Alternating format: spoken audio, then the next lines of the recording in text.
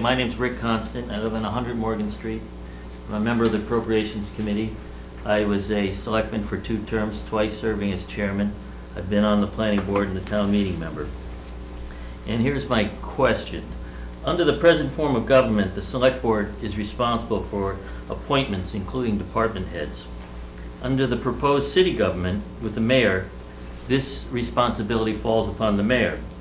My concern is there could be a tremendous amount of pressure on the department heads to become part of the mayor's campaign, since he's going to be running on a quite regular basis, and in order to maintain their positions. This could politicize the governmental process and lead to appointments made on the basis of campaign contribution as opposed to competency. Are there any safeguards to prevent this? And before you answer that question, I'd just like to say that serving on the Board of Selectmen for 6 years and working with our former town administrator, I just want to say that I think that the one thing that I've taken away from that experience is that the job of running this town, either as a manager, town administrator, or a mayor, is extremely difficult and getting more difficult every day. The laws that you have to deal with the state and unions and local, it is just a tremendous amount of responsibility. It takes a tremendous amount of expertise.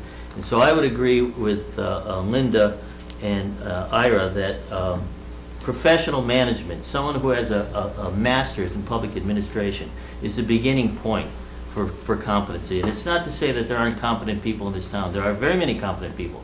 I don't know if they're going to be running for mayor. They're busy running businesses. So I think that if you're going to go for a mayor, what's going to happen is your pool is going to be limited to this community. And the qualifications are going to be residency. That's the only qualifications to run for mayor in this community, that you're a registered voter. And as I agree with Ira, there are very competent people in this community. I am somewhat concerned after serving as a selectman for 6 years and also serving as a town administrator in Chesterfield that we get the right people consistently.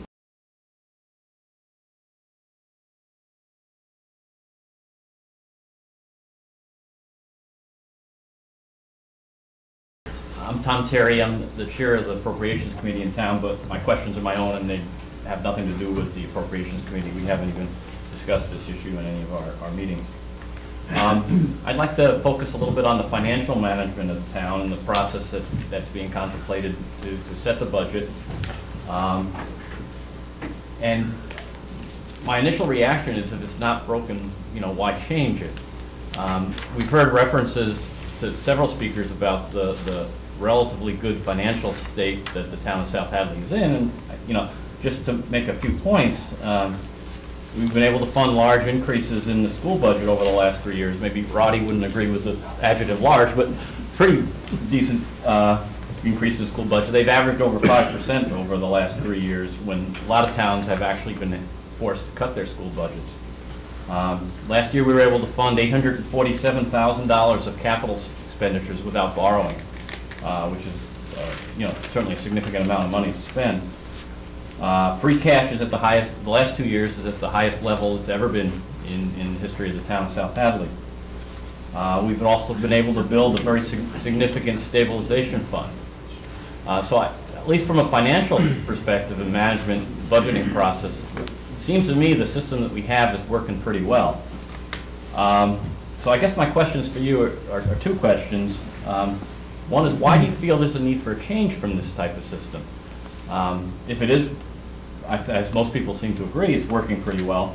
And secondly, what assurances do we have under the new system that there's going to be financial expertise available to go through the budget process, to financially manage the town?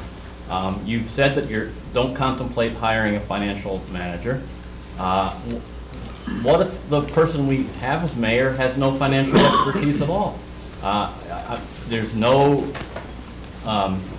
backup. It just seems like there's the potential there for get ourselves into financial problems under the system you're proposing. And I wonder if you've had a discussion about this, and I wonder what your response would be to those questions.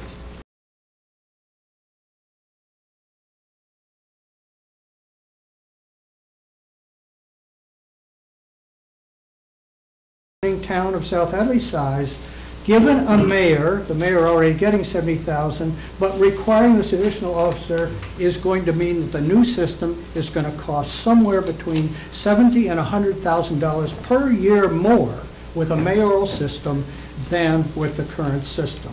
That's not chicken feed, that's not a wash by any means, it's not a close call, but boy, with the situation we face in the coming years of the grave budget we face, how can you do it?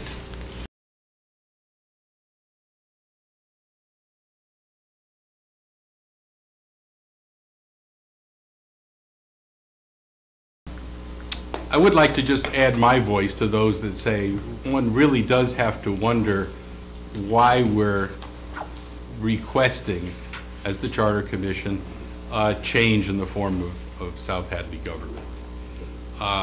If you read through all the minutes, you really can't see a trail of thinking or information or analysis that leads you to say South Hadley requires a change in government. Now, I was hopeful it would be there, but it really is not there. So I still think that prior to any election, there does need to be, and not just leave it to know your town, but I think the Charter Commission itself needs to provide a document, a white paper, that clearly lays out, here's where South Hadley has gone wrong in the last 3 years, and how our new government would have overcome that, and then perhaps survey, and this I'm just not saying you need to do it, but it's just examples. Survey town leaders on what they see as the 3 or 5 major challenges that the town of South Hadley is going to face over the next 5 years, and why the new proposal for town government would be in a much better position to address those challenges than the existing form of the government. And I think a lot of this is complex. There's a lot of trade-offs there.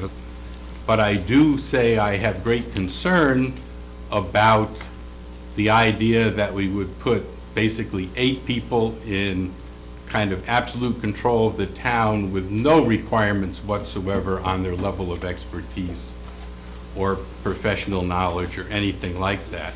There's a risk-benefit analysis that needs to be gone through to see if that really makes sense. And on the other hand, also, I say there is a collective wisdom associated with a town meeting. And you're giving up something to do away with that. So it's not really enough to say, well, a few people on the street said the town meeting only meets periodically, a couple times a year. We want something that meets more. Well, why? What issues facing the town of South Hadley are going to be affected by the new charter and in a positive way? So I'm still hopeful that we will get that kind of analysis to help the voter if this indeed moves forward. And maybe as a part of that analysis, we'll rethink some of the details that are in there. But certainly, just change for change's sake has not been put forward with any rationale, and change for reasonable reasons, in my view, looking through all the minutes, has not really been articulated yet as well. So I'm still looking over the next 3 months or so for more work and more progress and more analysis and more understanding of where we're really going, which is a significant major step for South Hadley. So I do encourage all my fellow voters to read through the minutes and begin to pay a lot of attention to the Charter Commission and its activities, which are very important for our town. Thank you. Thank you.